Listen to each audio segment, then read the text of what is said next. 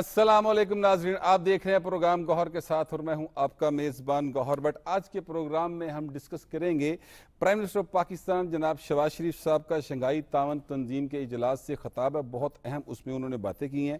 اس کے ساتھ ساتھ مریم نواز شریف صاحبہ نے حد تک عزت قانون کو ڈیفینڈ کیا ہے اور اس حوالے سے جو انہوں نے بات کی ہے وہ بھی بہت اہم ہے، جبکہ پی ٹی آئی جو ہے وہ بری طریقے سے ٹوٹ پھوٹ کا شکار ہے اور آئی ایم ایف کے ساتھ ایک معاہدہ مزید ہونے جا رہا ہے۔ ان سارے ایشوز پر بات کرنے کے لیے ہمارے ساتھ اسٹوڈیوز میں موجود ہیں جناب پرویز بشیر صاحب، جناب سعید چودھری صاحب اور جناب سلمان غنی صاحب، تینوں بہت سینئر صحافی اور تجزیہ نگار ہیں۔ جناب پرویز بشیر صاحب، آپ سے بات شروع کرتے ہیں۔ یہ بتائیے گا کہ جو پرائم منسٹر پاکستان نے شنگھائی تعاون تنظیم کے اجلاس سے خطاب کیا اور وہاں پر انہوں نے جو بات کی ہے کہ افغانستان دہشت گردی کے حوالے سے مؤثر کارروائی کرے اور اپنی سرزمین استعمال نہ ہونے دے، یہ بات جو ہے یہ بڑی اہمیت کی حامل ہے کہ ہمارا پڑوسی ملک ہے اور وہاں سے پاکستان میں باقاعدہ طور پر یہ دہشت گردی جو ہے اس کے لیے وہ استعمال کیا جاتا ہے۔ تو آپ کے خیال میں اس جگہ کے اوپر، اس مقام کے اوپر بات کرنے کے خاطر خواہ نتائج نکلیں گے؟ آپ نے اہمیت کی بات کی تو مجھے اہمیت سے یاد آ گیا کہ اس کانفرنس کی تنظیم کی اہمیت، اس میں جو گفتگو ہو رہی ہے، جس میں ملاقاتیں ہو رہی ہے، اس کی اہمیت اور بھی بڑھ گئی۔ وہ کیوں؟ امریکی قرارداد کے بعد۔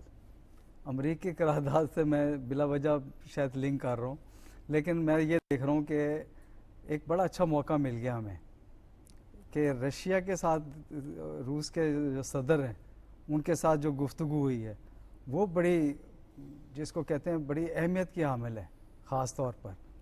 اور ایسے موقع پہ جب امریکہ قرارداد پیش کی اور ہم نے اس کا ریئیکشن بھی بڑی اچھے طریقے سے دیا، بالکل ٹھیک بات ہے۔ تو رشیا سے تعلقات ہم، یعنی یہ ہوتے ہیں آج کل دنیا جو ہے بلاکوں میں بٹی ہوئی ہے، تو امریکہ کو ایک میسج گیا، پیغام گیا ہے کہ ایک آپ، صرف ایک آپ ہی نہیں ہے دنیا میں۔ مطلب میں تو یہ کہہ رہا ہوں کہ جو امریکہ میں آج سوچ بچار ہو رہی ہوگی کہ پاکستان کس طرح رشیا سے اپنے روابط بڑھا رہا ہے۔ انہوں نے پرائم منسٹر ہمارے شہباز شریف نے ان کو دعوت بھی دی ہے، اور رشیا نے جو جواب میں کہا ہے وہ بڑے امپورٹنٹ باتیں ہیں۔ وہ کہہ رہے ہیں ہمارے پاکستان سے بڑے گہرے تعلقات ہیں۔ پھر جو پرائم منسٹر نے اور باتیں جو کی ہیں وہ یہ ہے کہ ہم جو تیل لے رہے ہیں وہ مزید تیل لیں گے ہم، یعنی جس کو کہتے ہیں نا جلتی پہ تیل کا کام۔ لیکن میری بات سمجھ رہے ہیں نا؟ جی میں یہ بات سمجھ رہا ہوں، آپ ایکچولی اس کو سے بات جو کرتے ہوئے انہوں نے کہا کہ ہمارے سمندر سے راستے کھلے ہیں تمام ملکوں کے لیے، وسطی ایشیا کی تمام۔ مجھے پھر 1990 یاد آتا ہے جب وزیر اعظم نواز شریف صاحب تھے اور انہوں نے ایک تصور، ایک خواب سا پیش کیا تھا، جو خواب تھا وہ تصور میں ڈھلا اور بعد میں اب حقیقت میں ڈھل رہا ہے۔ وہ چائنا بیچ میں آیا اور چائنا نے آگے بڑھ کے جو ہے مدد کی اور اس نے ایک آئیڈیا پیش کیا اور وہ چاروں طرف پھیل گیا ہے آئیڈیا۔ اب جو سڑکیں ہیں وہ ظاہر ہے وہ کھلیں گی تجارت کے لیے۔ تو وہ جو آپ نے افغانستان کی بات کی ہے یہ بھی بڑا امپورٹنٹ ہے۔ افغانستان کے اوپر یقیناً کافی حد تک دباؤ پڑے گا۔ اتنے ممالک جو ہے شنگھائی تنظیم میں جو بات ہو رہی ہے، اور وہ جو وزیر اعظم جو بات ہماری کر رہے ہیں، انہوں نے حق ادا کیا ہے اپنے اچھی خارجہ پالیسی کا۔ وہاں پہ کافی گفتگو کی، کافی لوگوں سے ملاقاتیں کی ہیں، تو میرا خیال ہے کہ اچھی کانفرنس رہی۔ سید جی صاحب، یہ جو تجارت کی انہوں نے بات کی ہے ابھی پرویز بشیر صاحب نے، وہ تجارت تو تبھی ہو سکتی ہے، سڑکیں تو تبھی کھل سکتی ہیں نا جب دہشت گردی کا خاتمہ ہو اور اس کو کنٹرول کیا جائے۔ تو اسی حوالے سے پرائم منسٹر پاکستان نے اس بات پر زور دیا کہ جو ہے اپنا افغانستان وہ اپنی سرزمین دہشت گردوں کو استعمال کرنے کی اجازت نہ دے۔ تو یہ ایک بڑا مسئلہ جو ہے وہ اس وقت بنا ہوا ہے۔ اس کو جس فورم پہ میں اگین وہ بات کروں گا اٹھایا گیا پاکستان کی جانب سے، اس فورم پر کیا جو اس وقت افغانستان میں حکومت موجود ہے اس فورم کا مطلب کوئی دباؤ وغیرہ محسوس کرے گی، چیزوں کو بہتری کی طرف جائیں گی؟ یہ دیکھیے، یہ بڑی اہم، مختلف حوالوں سے بڑی اہم یہ کانفرنس ہو رہی ہے، اور یہ سربراہی کانفرنس پلس ہے، یعنی اس میں بہت زیادہ معاملات ایسے ہیں جو پہلی دفعہ زیر بحث آ رہے ہیں۔ اس میں جو علاقائی تعاون اس میں یہ جو امن امان کی صورتحال ہے یہ خصوصی طور پہ اس میں بھی بات ہو رہی ہے، اور جو انہوں نے بات کی ہے یہ پوری پاکستانی ریاست پاکستان ہے اس کا یہی موقف ہے۔ آپ کو یاد ہوگا کور کمانڈرز میٹنگ میں بھی یہ بات ڈسکس ہو چکی ہوئی ہے، اور پھر پچھلے دن ایک بریفنگ تھی حساس اداروں کی، اس میں بھی یہ بات ہو چکی ہوئی ہے۔ ہمارے وزیر اعظم، وزیر دفاع مختلف مواقع پہ یہ بات کر چکے ہوئے ہیں۔ وزیر دفاع نے تو ہارڈ پرسویٹ کی بات بھی کر دی تھی اپنے اسمبلی کے ایک گفتگو میں۔ تو افغانستان ظاہر ہے یہ جو شنگھائی تعاون تنظیم ہے اس کے تمام ممالک جو ہیں وہ اس میں سے بہت ساروں کی سرحدیں یا وہ قریب ہیں افغانستان کے جغرافیائی طور پہ، تو اس بات کو نظر انداز نہیں کیا جا سکتا۔ اور پھر ابھی جو نمائندہ کانفرنس دوحہ میں ہوئی ہے بلکہ اس میں بھی وہ انہوں نے تسلیم کیا ہے افغان کے نمائندوں نے کہ پاکستان جو ہے اس بڑا ہمارے ساتھ تعاون کر رہا ہے معاملات اسی طرح۔ اور اس میں جو وزیر اعظم کا خطاب ہے نا اس میں یہ اسلاموفوبیا کے حوالے سے جو انہوں نے گفتگو کی ہے یہ بھی، اور جو خطاب ہے ہمارے وزیر اعظم کا مجھے یہ لگ رہا ہے یہ جو قرارداد ہوگی شنگھائی تنظیم کی آخر پہ یہ اسلاموفوبیا والی بات بھی اس میں شامل ہوگی، افغانستان والی بات بھی اس میں شامل ہوگی، اور غزہ کی جو بات انہوں نے کی ہے غزہ والی بات بھی اس میں شامل ہوگی۔ اور پھر ہمارے وزیر اعظم نے جو سائیڈ لائن ملاقاتیں ہیں وہ صرف فوٹو سیشن نہیں ہے، پوٹن صاحب کے ساتھ انہوں نے تفصیلات بتائی ہیں، جو روسی صدر ہیں ان کے ساتھ جو بات ہوئی ہے، پھر آذربائیجان اور ترکی کے ساتھ سہ فریقی معاملات چل رہے ہیں اس پہ بات ہوئی ہے۔ تو یہ میں سمجھتا ہوں کہ یہ انتہائی جو چائنا کا دورہ کر کے آئے تھے اور اس کو آپ کہہ لیں کہ کہا جا رہا ہے جناب مثالی دورہ تھا، ایک وزیر اعظم نے خود بھی کہا ہے، ان کے جو وفد میں شامل لوگ تھے انہوں نے بھی یہ بات کی ہے۔ تو اس کے بعد یہ جو تنظیم ہے اس میں جو باتیں ہو رہی ہیں اور جو ہمارے وزیر اعظم صاحب جو ایشوز اٹھا رہے ہیں وہ میرا خیال ہے وہ بہت اہمیت کے حامل ہے۔ سلمان غنی صاحب، پاکستان، چین، افغانستان، ظاہر ہے یہ ہمارے ہمسایہ ممالک اور ایک ساتھ جڑے ہوئے ہیں، یہاں پر امن برقرار رکھنے کے لیے پرائم منسٹر پاکستان نے جو ایک کاوش کی ہے، اور پاکستان ہمیشہ سے چاہتا ہے کہ یہاں پر امن رہے، لیکن اس کا اس طرح سے رسپانس نہیں آتا رہا۔ آپ سمجھتے ہیں کہ آپ کوئی بہتر رسپانس آئے گا؟ دیکھیں بٹ صاحب، یہ جو شنگھائی کانفرنس ہے اس کا مقصد ہی کہ اس خطے کے مسائل اور مشکلات کا حل تمام ممالک مل کے کریں گے۔ جی آج پرائم منسٹر صاحب کا جو خطاب تھا وہ بڑا امپورٹنٹ ہے افغانستان میں امن کے حوالے سے۔ آپ کو یاد ہوگا کہ کچھ روز پہلے ہمارے وزیر دفاع نے کہا تھا کہ چونکہ افغان سرزمین پاکستان میں دہشت گردی کے لیے استعمال ہو رہی ہے تو ہم دہشت گردوں کا پیچھا کریں گے افغانستان کے اندر، اور میرا اس وقت بھی پوائنٹ آف ویو یہ تھا کہ ہم افغانستان کی خود مختاری کا ہمیں احترام کرنا چاہیے، چونکہ یہ ایک جواز بن سکتا ہے کل کو کسی اور کے ٹارگٹ کرنے کے عمل پہ۔ پرائم منسٹر صاحب نے بڑی اہم بات کی ہے، ایک طرف جہاں وہ افغانستان کے امن کو اس خطے کی ضرورت، خطے میں استحکام کے لیے راستہ قرار دے رہے تھے، دوسری طرف انہوں نے طالبان سے بامعنی اور بامقصد بات چیت کی بات کی۔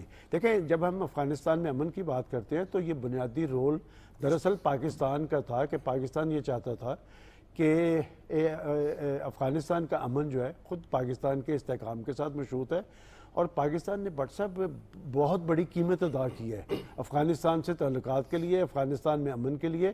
40 لاکھ ان کے ہم نے مہاجرین یہاں پر مہمان رکھے، اور اس کے بعد ایک ایسی حکومت کا قیام عمل میں آیا جس میں یہ جو شنگھائی کانفرنس میں بڑے ملک ہیں یہ سارے اکٹھے کیے پاکستان نے کہ اس خطے کا ایشو ہے، ہمیں اس خطے کے ایشو کے حل کے لیے مل کے چلنا ہے۔ بنیادی رول پاکستان کا تھا، لیکن ہوا کیا کہ ماضی کے اندر اشرف غنی کی گورنمنٹ تھی، پھر حامد کرزئی کی گورنمنٹ آئی اور وہ سرزمین استعمال ہوتی رہی۔ طالبان کی حکومت سے ہمیں یہ توقع نہیں تھی، اور دوحہ معاہدہ کیا تھا، اس کی پہلی شک یہ تھی کہ اب افغان سرزمین جو ہے وہ استعمال نہیں ہوگی پاکستان یا اس خطے کے ممالک میں دہشت گردی کے حوالے سے۔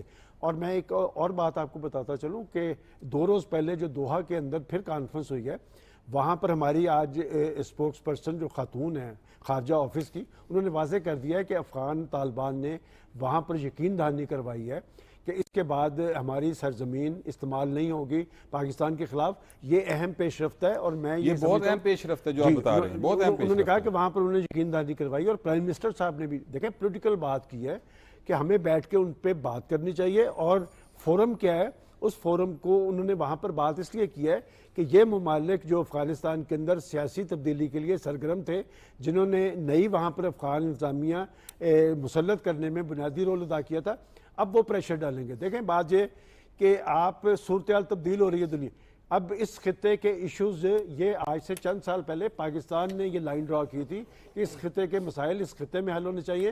اور دوسری بات جو ایک امپورٹنٹ ہے کہ چین کے وزٹ کے بعد رشیا کے پریزیڈنٹ سے جو سائیڈ لائن پرائم منسٹر کی ملاقات ہوئی ہے وہ بڑی اہم ہے، اور اس میں ایک فکرہ بڑا سگنیفیکنٹ ہے کہ پرائم منسٹر صاحب نے کہا کہ جی رشیا سے ہمارے جو تعلقات ہیں وہ کسی اور سے دوستی یا جیو پولیٹیکل صورتحال پہ اثر انداز نہیں ہوں گے۔ مطلب یہ تھا کہ ہم کسی بلاک کا حصہ نہیں ہیں، ہم ایک خود مختار ملک کی حیثیت سے اپنے معاشی معاملات کو بہتر بنانے کے لیے سب سے تعلقات بھی قائم کریں گے اور معاہدات بھی کریں گے۔ اور چین کے پریزیڈنٹ نے، میں سمجھتا ہوں کہ پاکستان کے ساتھ دوستی کا حق ادا کرتے ہوئے یہ کہا کہ ہم جو پاکستان کے ساتھ معاشی تعلقات وسیع کریں گے، اور پرائم منسٹر نے پھر ان کو پاکستان کے وزٹ کی دعوت دی ہے۔ لیکن ایک بات میں ضرور کہتا چلوں کہ پرائم منسٹر صاحب نے سنڈے جانے سے پہلے میری ان سے ٹیلی فونک بات چیت ہوئی تھی، اور میں نے ان سے پوچھا کہ وہ عزم استحکام آپریشن کا کیا بنا۔ انہوں نے کہا کہ اس پہ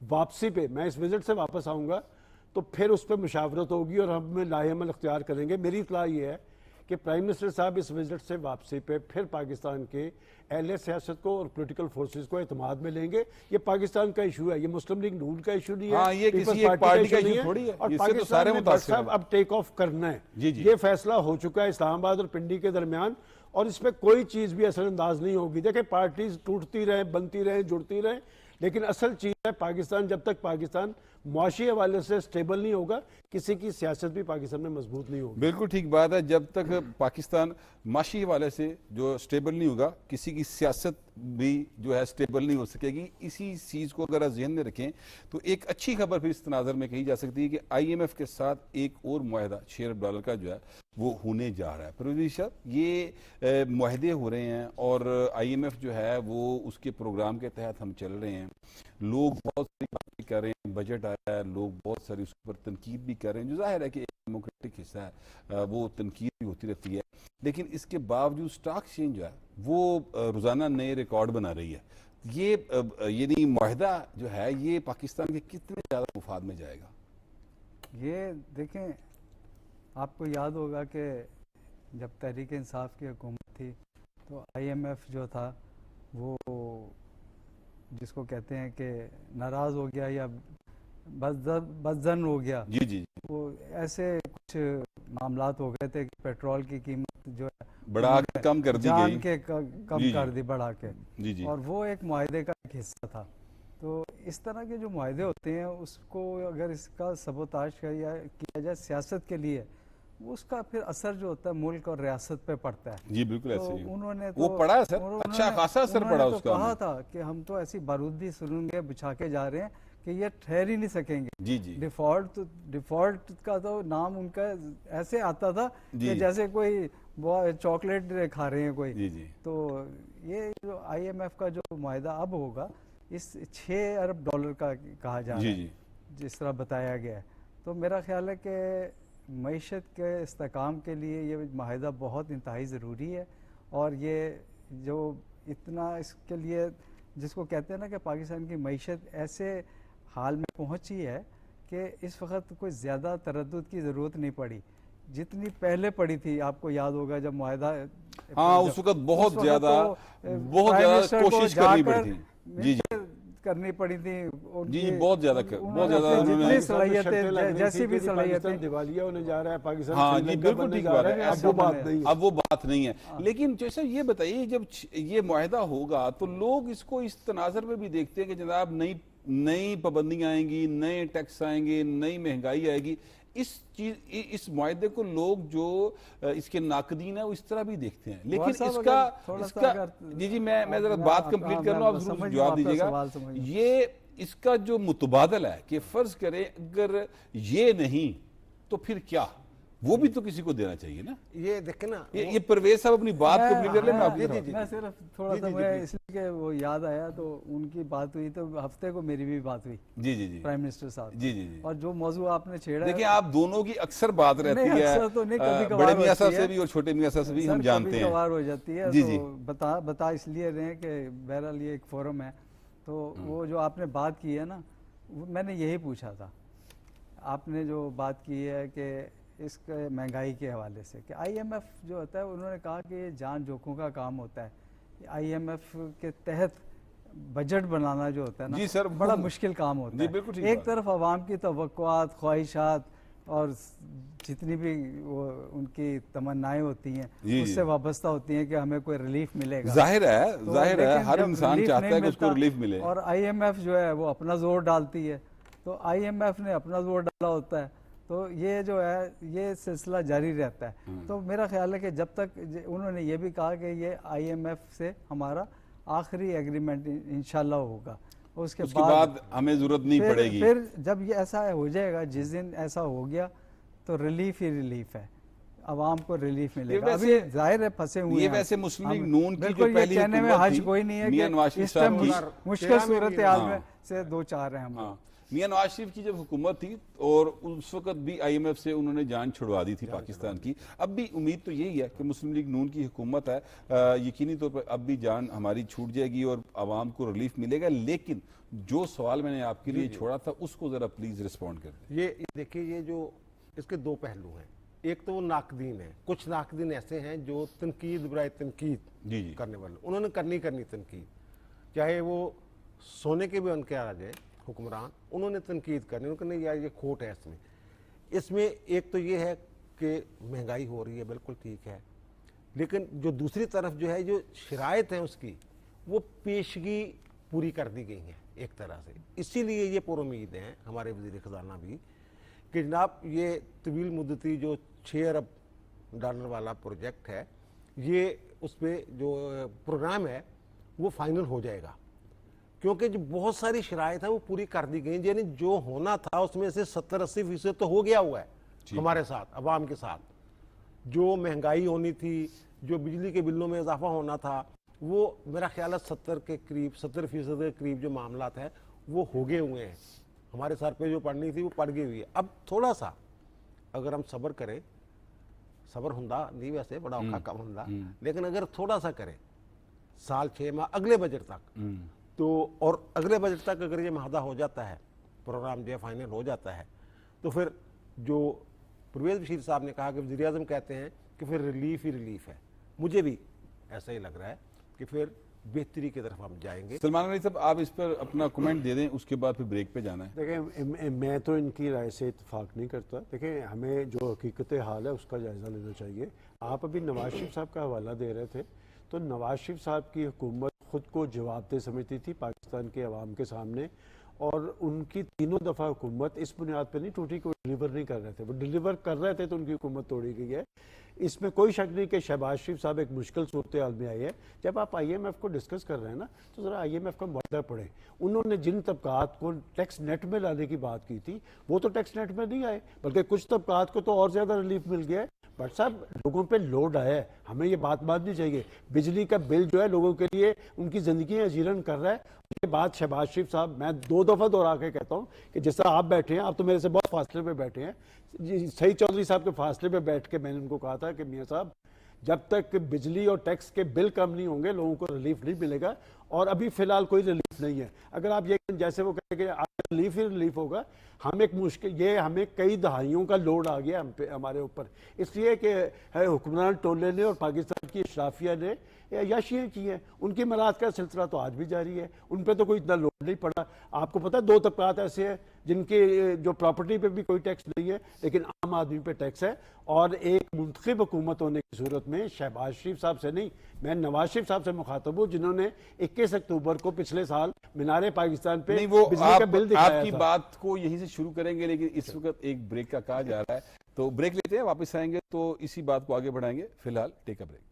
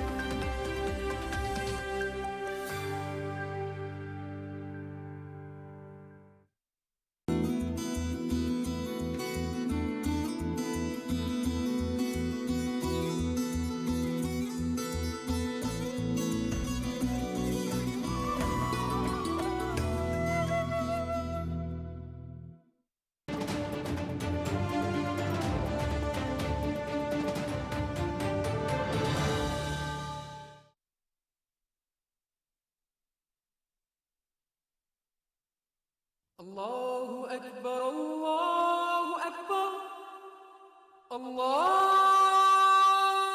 اکبر اللہ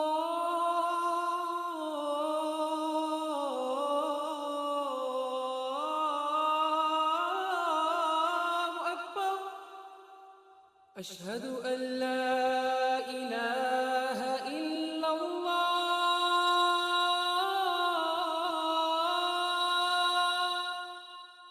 اشہد ان لا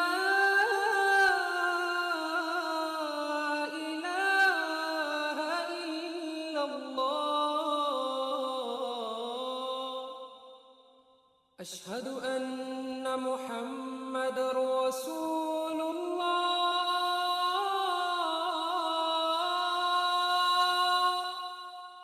اشہد ان محمد رسول اللہ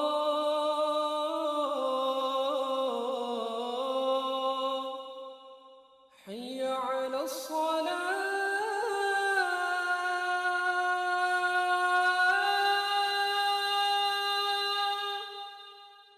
حی علی الصلاة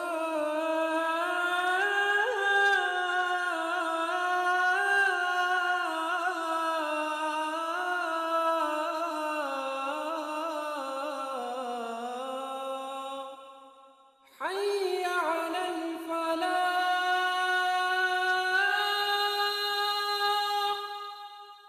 حي على الفلاح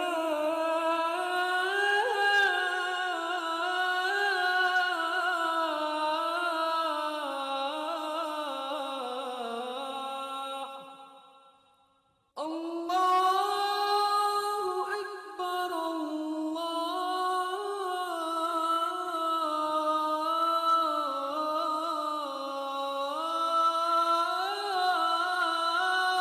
اکبر لا الہ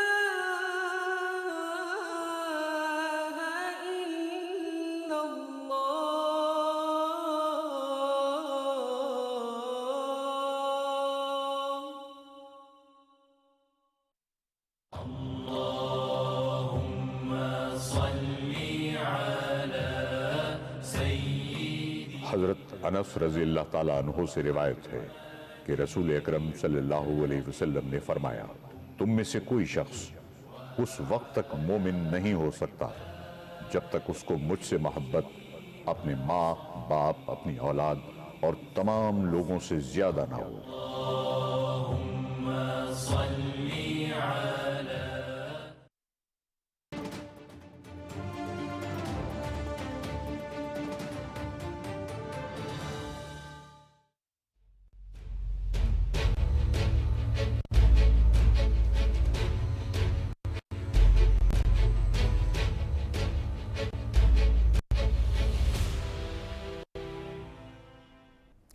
ویلکم بیک. بریک پہ جانے سے پہلے سلمان غنی صاحب بات کر رہے تھے. سلمان غنی صاحب اپنی بات کو کمپلیٹ کیجئے. دیکھیں میں صاحب یہ کہہ رہا ہوں کہ یہ جو پولیٹیکل پارٹیز یا منتخب حکومتیں ہوتی ہیں نا ان کے روٹس لوگوں میں ہوتے ہیں. جی بالکل. ان کو ہمارے سے زیادہ پتہ ہوتا ہے کہ ان کی پالیسیز یا بجٹ کے اثرات عام آدمی پر کس حد تک آ رہے ہیں. اب چونکہ پولیٹیکل پارٹیز کی حکومت ہے ایک کولیشن گورنمنٹ ہے میں سمجھتا ہوں کہ خود پرائم منسٹر صاحب کو پیپلز پارٹی کو اور دیگر جو ان کے اتحادی ہیں انہیں اس پہ ضرور غور کرنا چاہیے کہ یہ لوڈ عام آدمی پہ آیا ہے یا دیگر طبقات پہ آیا ہے. اور ایک بات بٹ صاحب چونکہ پرائم منسٹر صاحب مسلسل کہہ رہے تھے کہ جی اب عوام پہ لوڈ نہیں آئے گا اب پاکستان کی اشرافیہ پہ لوڈ آئے گا تو میرا بڑا مؤدبانہ ایک اختلاف ہے کہ ابھی تک اشرافیہ پہ لوڈ نہیں آیا عام آدمی پہ لوڈ آیا ہے لہٰذا ان کو اس صورتحال کا جائزہ ضرور لینا چاہیے. جائزہ کس کو لینا چاہیے؟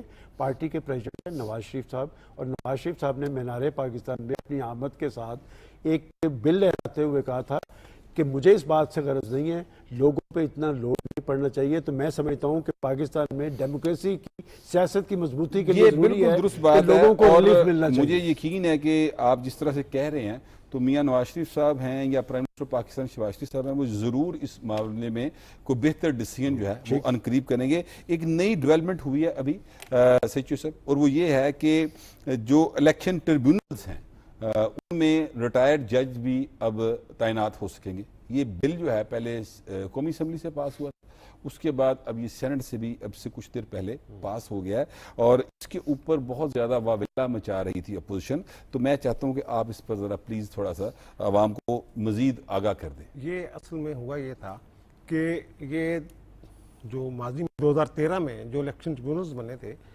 وہ ریٹائرڈ ججز پر مشتمل تھے. کاظم علی ملک اور اس طرح بہت سارے لوگ ہیں جو ریٹائرڈ ججز تھے ہائی کورٹ کے. 2017 میں اس میں ترمیم کر دی گئی. وہ ریٹائرڈ ججز کی بجائے حاضر سروس ججز جو ہائی کورٹس کے ججز ہیں وہ with the consultation of chief justice متعلقہ ہائی کورٹ وہ لگنے تھے. اور ہوا یہ کہ لاہور ہائی کورٹ کے چیف جسٹس کو 8-9 نام مانگے گئے تو انہوں نے صرف 2 نام دیے. وہ امیر بھٹی صاحب تھے اس وقت. انہوں نے کہا ہمارے پاس جو ورک لوڈ بہت زیادہ ہے تو نہیں دیے جا سکتے.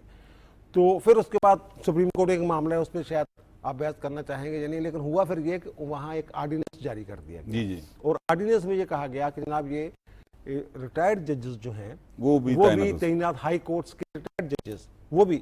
اور جب یہ لاہور والا جو ایشو ہے ٹریبیونلز والا فیصلہ جو ہے اور ٹریبیونلز کا نوٹیفیکیشن ہے chief justice Lahore high court کی طرف سے جاری کر دیا گیا جو آج معطل ہو گیا ہے سپریم کورٹ سے.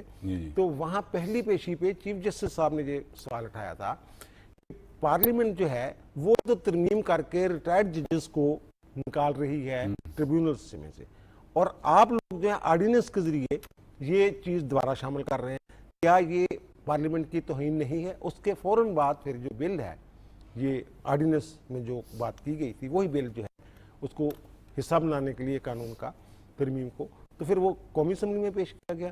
پھر 1-2 دن پہلے قومی اسمبلی نے منظور کیا اور آج سینٹ نے بھی پاس کر دیا. سینٹ نے پاس کر دیا اور اس میں اب ریٹائرڈ ججز جو ہیں وہ الیکشن ٹریبیونل کو یہ اختیار مل گیا کہ ہائی کورٹ کے ریٹائرڈ ججز وہ ٹریبیونل مقرر ہو سکتے ہیں.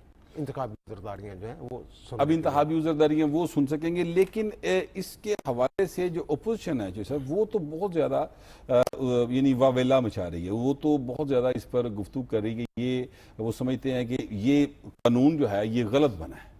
یار یہ انہی کے دور میں پہلے جو سعد رفیق اور دیگر اعجاز صادق وغیرہ والے جو مقدمات تھے وہ ریٹائرڈ ججز نے سنے تھے نا. لیکن اب مسئلہ یہ ہے کہ پتہ نہیں کیوں ایک غلط فہمی ہے یا کیا مسئلہ ہے. وہ یہ سمجھ رہے ہیں کہ شاید جو ریٹائرڈ ججز ہیں یہ جو مسئلہ ہے وہ فارم 45 اور 47 والا ایشو چل رہا ہے نا. اب ہائی کورٹس کے ججز جو ہیں وہ 199 کے تحت بھی بیچ میں اپنے اختیارات استعمال کرنا شروع کر سکتے ہیں، حالانکہ وہ یہ CPC کے تحت کاروائی ہونا ہوتی ہے. تو یہ کچھ ان کو غلط فہمی ہے جس کی وجہ سے یا پھر یہ پروپیگنڈا کے لیے جیسے کہ یہ باہر ہیں پروپیگنڈا کے PTA والے. تو چیف جسٹس نے آج بات کی ہے وہاں یہی بات چیف جسٹس پاکستان نے بھی کی ہے. انہوں نے کہا جناب یہ جو ٹریبیونلز کا ایشو ہے تو chief justice Lahore high court اور الیکشن کمیشن کے درمیان ہے. یہ پرائیویٹ لوگوں کو کیوں اس سے تکلیف ہو رہی ہے یہ کہ جناب یہ لازمی طور پہ وہی آئیں وہ آئیں وہ آئیں. اور انہوں نے یہ کہہ دیا کہ جناب چیف جسٹس جب حلف اٹھا لیں گے لاہور ہائی کورٹ کی تو یہ بیٹھے ہیں ان کے ساتھ الیکشن کمیشن کے ممبران اور چیف الیکشن کمیشن اور بیٹھ کے وہ کہتے ہیں یہ انا کا مسئلہ بنانے کی ضرورت نہیں ہے. اس بات کو بیٹھے اور جو لاہور ہائی کورٹ فیصلہ اس میں بھی یہ لکھا ہوا تھا جو شاہد کریم صاحب نے دیا جو معطل ہوا اس میں یہ لکھا ہوا تھا کہ اگر چیف جسٹس اپنی لسٹ واپس نہیں لیتے تو پھر یعنی وہاں بھی یہ گنجائش موجود تھی کہ آپس میں نیگوشیشن کی. تو دونوں آئینی ادارے ہیں اگر نہیں لیتے تو پھر یہ سمجھا جائے گا کہ جو لسٹ بھیجی تھی چیف جسٹس نے وہ ان کا نوٹیفیکیشن ہو گیا ہے الیکشن کمیشن کی طرف سے اور ان کو جو علاقے ہیں وہ ایلوکیٹ کر دیے جائیں چیف جسٹس کریں. یہ سارے نوٹیفیکیشن جو ہے نا اور وہ جو الیکشن کمیشن مانگ رہا تھا کہ جناب پینل بھیجے وہ بھی معطل ہو گیا ہے اور جو چیف جسٹس کا نوٹیفیکیشن تھا لاہور ہائی کورٹ کا وہ بھی معطل ہو گیا اور جو فیصلہ ہے وہ بھی معطل ہو گیا. اب چونکہ نئی قانون سازی ہو گئی ہے پرویز بشیر صاحب تو اب تو ظاہر ہے اس قانون کے تحت ہی چیزوں کو آگے بڑھانا ہوگا. لیکن PTI کی میں بات کرنا چاہتا تھا کہ PTI کے اندر بہت زیادہ ٹوٹ پھوٹ اس وقت دکھائی دے رہی ہے. PTI کے اندر 2-3 دھڑے جو ہیں وہ بہت زیادہ واضح طور پر ایک دوسرے کے آمنے سامنے آئے ہیں اور ایک دھڑا ایسا ہے جو PTI سے چلا گیا تھا اور اب دوبارہ PTI میں شامل ہونے کی کوشش کر رہا ہے. کیا آپ کے خیال میں PTI کا شرازہ بکھر جائے گا یا یہ بطور ایک سیاسی جماعت کے قائم رہے گی؟ دیکھیں سب سے پہلے تو یہ جو انہوں نے کہا کہ غلط فہمی وہ جو ٹریبونل کے حوالے سے، جی جی میرا خیال ہے کہ اس میں سیاست کو ملوث نہیں کرنا چاہیے. تو اس میں غلط فہمی کی جگہ میرا خیال ان کی خوش فہمی ہے کہ ہمیں عدالت جو ہے وہ ریلیف دے گی اور دیتی رہی ہے شاید. تو شاید دیکھیں حاضر جج ہو یا ریٹائرڈ جج ججز حضرات ہوں، ان کو ان کی شخصیت کو بالکل احترام کے ساتھ ہی دیکھنا چاہیے، ان کے اوپر شک و شبہ نہیں کرنا چاہیے. دوسرے آپ نے وہ پی ٹی آئی کی جو بات کی ہے کہ پی ٹی آئی تو دیکھیں میں تو نہیں چاہوں گا کہ وہ بکھرے. کوئی سیاسی جماعت جو ہے وہ ملک کا نہیں اثاثہ سر، ہوتی ہے. ہماری خواہش وہ- کی بات نہیں ہے، بات یہ ہے کہ اس وقت حقیقت کیا ہے. حقیقت جو بھی ہو اس میں دیکھیں جو سیاسی جماعت ہے وہ جمہوریت کے لیے مفید ہوتی ہے، لیکن 9 مئی کا جو واقعہ ہے میں کہتا ہوں کہ وہ سیاسی جماعت سے ہٹ کے بات ہے، وہ مختلف بات ہے اس میں، اس لیے کہ اس کو سیاست سے اس کو جوڑا نہیں جانا چاہیے اور اس کی سزا جو ہے وہ ملنی چاہیے. وہ جو جن کو نکالا گیا ہے اور ان کے بارے میں جو گفتگو ہو رہی ہے یہ ان کے بے شمار گروپس اور دھڑے بن گئے ہوئے ہیں پی ٹی آئی کے. دیکھیں جب کوئی جماعت باہر ہوتی ہے اور جس طرح 9 مئی کی وجہ سے زیر عتاب ہے تو وہ زیر عتاب ہونا دیکھیں چاہیے. زیر عتاب جو ہیں وہ 9 مئی کی وجہ سے نہیں 9 مئی کی وجہ سے ضرور ہیں، لیکن سلمان غنی صاحب بات یہ ہے زیر عتاب دیگر سیاسی جماعتیں بھی رہی ہیں ہمیشہ. یعنی ہم نے دیکھا پیپلز پارٹی زیر عتاب رہی، ہم نے دیکھا مسلم لیگ نون زیر عتاب رہی اور بہت زیادہ زیر عتاب رہی. اس دوران دھڑے بندیاں تو اس طرح سے نہیں ہوئی، اس دوران تو بلکہ وہ زیادہ آپس میں قریب آ گئے. آپ کو یاد ہوگا دیکھیں ابھی تھوڑی سی تاریخ بتاتا اچھا نہیں جو میری بات کو کمپلیٹ ہونے دیں. اس وقت جو صورتحال ہے وہ یہ ہے کہ پی ٹی آئی کے اندر بھی دھڑے موجود ہیں اور پی ٹی آئی کے باہر وہ لوگ جو پی ٹی آئی چھوڑ گئے تھے وہ بہت زیادہ جو ہے ایک قسم کے حملہ آور ہیں. تو یہ صورتحال جو ہے یہ اس کو سنبھال سکیں گے؟ بٹ صاحب یہ جو پولیٹیکل پارٹیز ہوتی ہیں یہ جمہوریت کے ادارے ہیں. جی بالکل. یہ اگر مضبوط ہوں تو کبھی اس طرح کی صورتحال سے پارٹیز دو چار نہیں ہوتی جس طرح کی صورتحال سے پی ٹی آئی دو چار ہے. ماضی کی جب آپ نے بات کی تو پیپلز پارٹی نے بڑی سخت صورتحال دیکھی، اس میں سے نیشنل پیپلز پارٹی بھی بنی تھی، اس میں پیٹریاٹ بھی بنے تھے، پاکستان مسلم لیگ سر میں سے وہ الگ ہو گئے نا، وہ حصہ الگ ہو گیا. اب بھی میں دیکھیں وہ نئی جماعتیں بن گئی میں ہیں آپ کو سر، بتاتا ہوں یہاں پر نئی جماعت نہیں ہے فی نہیں، الحال. اس کا تھوڑا سا اس طرح جائزہ لیں کہ جی اس وقت کوئی سیاسی مخالفین کی وجہ سے پی ٹی آئی کا لیڈر اندر نہیں ہے، وہ ریاست پہ اثر انداز ہونے کی کوشش کر رہے تھے جس کی وجہ سے وہ جیل کے اندر ہیں اور پارٹی اس صورتحال سے دو چار ہے. انہیں کس نے کہا تھا کہ وہ قومی اسمبلی سے ریزائن کر دیتے؟ ان کا کسی نے ہاتھ پکڑ کے کہا تھا کہ آپ اسمبلیاں توڑے؟ انہوں نے خود توڑی تھی. اس لیے کہ ایک خمار تھا ان کے ذہن پہ کہ میں آئین اور قانون سے بالادست ہوں، میں جو چاہوں گا اس ملک میں ہوگا. ویسے نہیں ہوتا. دیکھیں پولیٹیکل لیڈرشپ ہوتی ہے، پولیٹیکل راستہ نکالتی ہے. نواز شریف صاحب بھی اپنی بیٹی کے ساتھ جیل میں گئے تھے لیکن انہوں نے سیاسی طرز عمل اختیار کیا تھا، پولیٹیکل پارٹیز کو ساتھ لیا تھا. دیکھیں ہمیں تاریخ آپ کے ناظرین کے سامنے رکھنی چاہیے کہ جب پولیٹیکل پارٹیز پہ برا وقت آتا ہے تو پھر وہ پولیٹیکل طرز عمل اختیار کرتے ہیں. پیپلز پارٹی کو ساتھ ملایا، جے یو آئی کو ساتھ ملایا، ان کے لیے راستہ بنا. یہ صاحب جو اس وقت جیل کے اندر موجود ہیں وہ ہر چیز سے مبرہ ہیں. وہ کہتے ہیں میں فلاں سے بھی بات نہیں کروں گا، فلاں سے بھی بات نہیں، اور جن سے وہ بات کرنا چاہتے ہیں ان کے ساتھ جو انہوں نے کیا ہے ماضی کے اندر پولیٹیکل پارٹیز نے ان کے ساتھ نہیں کیا، اور ان کی وجہ سے ریاست امبیرس ہوئی ہے دنیا بھر کے اندر. اس لیے کہ یہ جو فوج ہوتی ہے قوم کے ساتھ ہوتی ہے، قوم کا حصہ ہوتی ہے. فوج اور قوم مل کے قومی مفادات کا تحفظ کرتے ہیں اور جارحیت کا جواب دیتے ہیں. ان صاحب نے اپنی پارٹیز کے کچھ لوگوں کو ساتھ ملا کے پاکستان کے ریاستی اداروں پہ اثر انداز ہونے کی کوشش کی ہے. یہ بڑی زیادہ امبیرسمنٹ سے دو چار ہیں. اب دیکھیں آپ نے جو گروپ بازی، یہ اصل میں آپ کو یاد ہے میں نے پچھلے دنوں آپ کے ایک پروگرام میں کہا تھا کہ وہ نہیں چاہتے کہ وہ صاحب اندر سے باہر آئیں، اس لیے کہ جو لوگ بڑے بڑے لیڈر بن گئے ان کے ہم نے نام بھی نہیں سنے تھے آج سے 3 سال پہلے. تو وہ اس طرح کی صورتحال.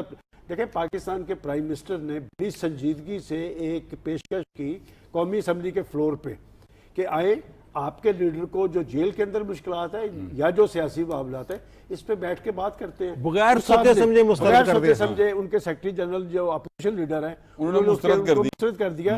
میں پورے یقین سے کہتا ہوں کہ یہ اگر وہ بات ایکسیپٹ کر لیتے تو ایک سیاسی راستہ ان کا بننا تھا. دراصل یہ جو ساری معاذرائی بنی ہوئی ہے 3-4 لوگ ہیں وہ کھلا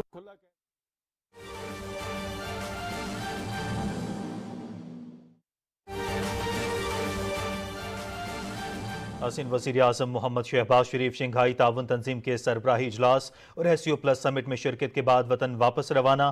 آستانہ کے نور سلطان نظربایوف بین الاقوامی ہوائی اڈے پر قازقستان کے نائب وزیر اعظم کنات بزمایوف، قازقستان میں تعینات پاکستان کے سفیر نعمان بشیر اور دیگر سفارتی عملے نے وزیر اعظم کو رخصت کیا۔ وزیر اعظم محمد شہباز شریف آستانہ سے روانہ ہو چکے ہیں۔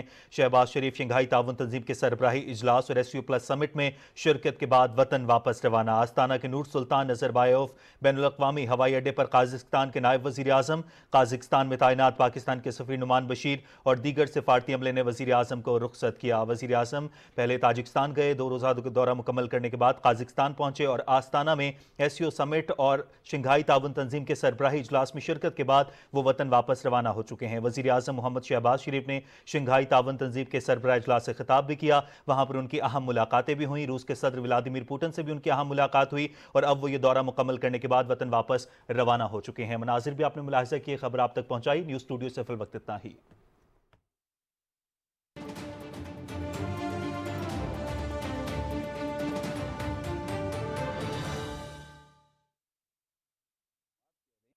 اس کو اسی طرح کھلے عام سیاست کرنے کی اجازت دینی چاہیے۔ سر 24 مئی کو ایک اجلاس ہوتا ہے پنجاب کابینہ کا، اس میں ایک منظوری دی جاتی ہے کہ جناب جو 196 والا جو ایشو ہے اس کے تحت کچھ دفعات ایسی ہیں، جیسے آرٹیکل 6 کے تحت جب اگر کارروائی کرنی ہو تو اس کے لیے ضروری ہوتا ہے کہ جو ایک آتھورائزڈ افسر ہوتا ہے وہ کمپلینٹ فائل کرتا ہے اسپیشل کورٹ میں جو ہائی کورٹ کے ججز پر مشتمل ہوتی ہے۔ تو اس میں بھی یہ ضروری ہے، کچھ دفعات ایسی ہیں کہ وہ کابینہ کی صوبائی کابینہ یا وفاقی کابینہ اس کی منظوری ضروری ہوتی ہے۔ اس میں جو منظوری دی گئی ہے اس کی تفصیلات جو سامنے آئی ہیں اس میں افسر بھی آتھورائز کر دیا گیا ہے اور جو افسر ہے وہ ایڈیشنل کمشنر ہیں راولپنڈی کے، اور ایک صحافی نے یہ کمپلینٹ کی کہ جناب فلاں تاریخ کو ہم گئے تھے، نیب والا کیس تھا، اور وہاں جو بانی پی ٹی آئی ہے انہوں نے اداروں کے خلاف، فوج کے خلاف، فوج کے سربراہ کے خلاف، اور پھر 1971-70 والا معاملہ، وہ جو ٹویٹ شویٹ والا معاملہ تھا، اور پھر وہ کہتے ہیں باہر نکلے تو وہ ان کے جو گوہر علی خان صاحب ہیں انہوں نے بھی وہ باتیں دہرائیں۔ تو اس پہ کمشنر نے ایک ریفرنس بنا کے بھیجا ہوم ڈپارٹمنٹ کو، ہوم ڈپارٹمنٹ نے پھر وہ منظوری لی، اور اس میں جو دفعات لگی ہوئی ہیں نا وہ اس میں سزائے موت کی دفعات بھی ہیں جس کی منظوری دی، جو کمپلینٹ فائل کرنی ہے ایڈیشنل کمشنر نے on the behalf of governor of Punjab. لیکن وہ تو بھی کمپلینٹ فائل ہونی، اس میں پروسیس ہے نا سر۔ نہیں سر، اس میں یہی چیزیں جو آپ نے فرمائی ہیں نا کہ یہ اس جماعت کو رہنا چاہیے یا نہیں رہنا چاہیے، اس میں دوران ٹرائل جو ہے اگر کورٹ سمجھے تو جو صاحب ہیں جو یہ باتیں کر رہے ہیں تو ان کی ایسوسیشن پر پابندی لگ سکتی ہے، ملاقاتوں پر پابندی لگ سکتی ہے، زبان بندی کا حکم ہو سکتا ہے ٹرائل کے دوران ہی۔ ان کے لیے انٹرنیشنل فورسز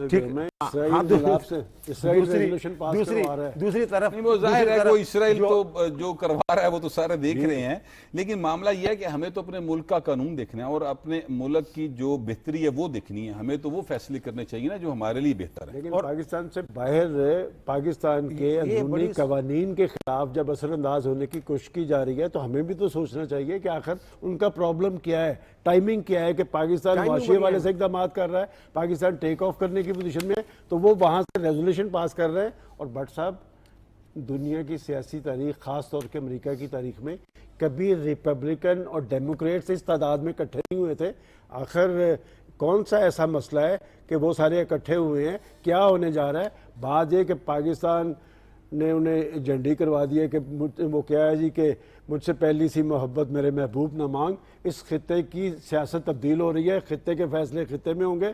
پاکستان ایک آزاد اور خود مختار ملک ہے، فیصلوں میں وہ آزاد ہے اور آئین اور قانون کے مطابق ہی ملک میں چلنا ہے۔ بالکل ٹھیک بات ہے، پاکستان جو ہے وہ اپنی راہیں خود جو ہے اب وہ اس طرف چل پڑا ہے۔ اچھا میں بات کرنا چاہتا ہوں آخر میں، ایک قانون ہے حتیٰ کہ عزت کا قانون جو پنجاب اسمبلی میں پاس ہوا پروفیسر صاحب، آج مریم نواز صاحبہ نے اس حوالے سے بات کی ہے اور ان کی بات جو ہے، میرا سوال میں پہلے کرتا ہوں، بات آپ کو بعد میں بتاتا ہوں، کیا آپ بطور ایک صحافی کے اس بات سے متفق ہیں؟ انہوں نے جو کہا اب وہ سن لیں۔ انہوں نے کہا کہ میڈیا کا بہت احترام ہے لیکن میڈیا झूठ बोलें और पकड़े ना जाए, ये नहीं होगा। तो ये तो हमें शुरू से सिखाया गया है ये वाली बात, तो कि कोई झूठ, कोई प्रोपेगेंडे वाली बात खबर के तौर पे बिल्कुल इस्तेमाल नहीं करनी। हम तो जब हमने सहाफ़त शुरू की है तो इस बात का तसव्वुर भी नहीं किया जा सकता था जो आजकल जिस तरह का मीडिया शो कर रहा है चीज़ों को। और वो मीडिया क्या है, सोशल मीडिया ज़्यादा है, असल मीडिया जो है वो तो मीडिया अच्छा सर, मैं वैसे आपसे गुजारिश करूं, ये सिर्फ सोशल मीडिया नहीं है। मैं माजरत के साथ मैं माजरत के साथ आपसे बात करूं, रेटिंग लेने के लिए जो तरीकेकार इख्तियार किया जाता है, मैं किसी चैनल का किसी का भी नाम नहीं लेना चाहता, ना ही मैं लूंगा, लेकिन मैं इतना जरूर आपसे कहना चाहता हूं कि रेटिंग के लिए भी चंद रोज पहले जो एक पूरा सीन क्रिएट किया गया, असल वो से ढका छुपा रहते हैं। जो बात आप कर रहे हैं सही बात कर रहे हैं। असल साफी जो होता है वो कचीचियां रहता है, वो देख के ये क्या कर रहे हैं, हम तो ये कर ही नहीं सकते थे, ना कर सकते हैं। लोगों को बर वक्त एतमाद में ले लिया जाता है तो ये प्रॉब्लम पैदा नहीं होती। सिर्फ एक मिनट लूंगा, एक मिनट। वो जो एक्ट है ना, डिफेमेशन एक्ट 2024 पंजाब हुकूमत ने उसको पढ़ लें, उसमें एब्सोल्यूट इस्तिस्ना है बहुत सारी चीजों को। अगर कोई सरकारी डॉक्यूमेंट आप नकल करते हैं, खबर देते हैं, कोई नहीं पूछ सकता। अदालत के अंदर पेश किया गया डॉक्यूमेंट कोई नहीं पूछ सकता। पार्लियामेंट के अंदर पेश किया गया डॉक्यूमेंट कोई नहीं पूछ सकता। हाँ, अगर किसी पे बेजा इल्जाम लगाएंगे फिर वो पकड़ेंगे, और यही बात मरियम नवाज कह रही हैं। और दूसरी बात देखें, पीटीआई की एमपीए इस्लामाबाद हाई कोर्ट के जज के बारे में, मिस्टर जस्टिस गुल हसन औरंगजेब के बारे में कह रही कि उन्होंने दरखास्त दे दी है जनाब DGISI के खिलाफ कि मेरी फैमिली को, वो उन्होंने तरदीद करनी पड़ी जज को। जी अगर वो जो इनका अच्छा, नहीं, ज़ाब्ते अखलाक सुने सर, ये इस तरह की खबरें अगर इनके खिलाफ कार्रवाई नहीं होगी, वो तो चले एक आम शहरी, वो एक शहरी के तौर पे बात हो रही है ना। जो मैं बात कर रहा हूँ डिफरेंट, मैं ये कह रहा हूँ ये जो हम सहाफ़ी जो हैं सलमान गनी साहब, हम जो सहाफ़ी हैं, हम ये कहते हैं, जैसे अभी आपने कहा कि जी एतमाद में ले लिया जाता तो ये मसला ना होता। सर, मामला सिर्फ सहाफ़ियों के लिए तो नहीं है ना, गैर सहाफ़ी घुस गए, ये सिर्फ सहाफ़ियों का मसला नहीं है, ये तो पूरे 12 करोड़ अवाम का एक इशू है ना कि झूठ बोला जाता है और उस पर ट्रोल किया जाता है। देखिए भाई साहब, मैं आपको एक बार, ये असूली तौर पे हम इसकी मुखालफत नहीं कर रहे हैं, इसलिए कि हम जिन अदारों में काम करते हैं वहाँ अंदर एक इंसाफ का अमल मौजूद है। हम गलत खबर पे खुद वहाँ पर जवाबदेह होते हैं। ये जब से सोशल मीडिया का रोल बना है, असल में ये एक रुझान आम हो गया है कि जो शख्स जो मर्जी उठे, जिसको गाली दे दे और कोई कहीं से उसकी पकड़ ना हो। कवानीन होने चाहिए। आपके ख्याल में इससे पहले ये कानून मौजूद नहीं था? पहले भी मौजूद था। खुद मरियम नवाज साहिबा, अगर आपको याद हो, माजी के अंदर बड़ी रिजर्वेशन का इजहार करती रही है। मैं इसलिए कह रहा हूँ कि ये बात मुख्तलिफ सतह पर डिस्कस हुई है कि अगर सहाफ़ती तंजीमों को, आपको और मुझे तो कोई इतराज़ नहीं होगा, लेकिन वो लोग जो इस आज़ादी का फायदा लेते हैं, दूसरे पे इल्जाम तराशी करते हैं। सर, अब अगर जो सोशल मीडिया पे बैठे लोग हैं उनको अगर हम साफी कंसीडर करना शुरू कर दें, सोशल मीडिया ने पाकिस्तान के अंदर अल्लाह ही हाफिज है। सर सलमान गनी साहब, इस पर बहुत लंबी बात हो सकती है, मगर अभी प्रोग्राम का वक्त खत्म हो गया। पाकिस्तान को आगे बढ़ना है और उसके लिए सच का रास्ता ही इख्तियार करना होगा। ये हमारा आज का प्रोग्राम था। अपना फीडबैक जरूर दीजिएगा। अब आपसे मुलाकात होगी कल। अल्लाह निगहबान।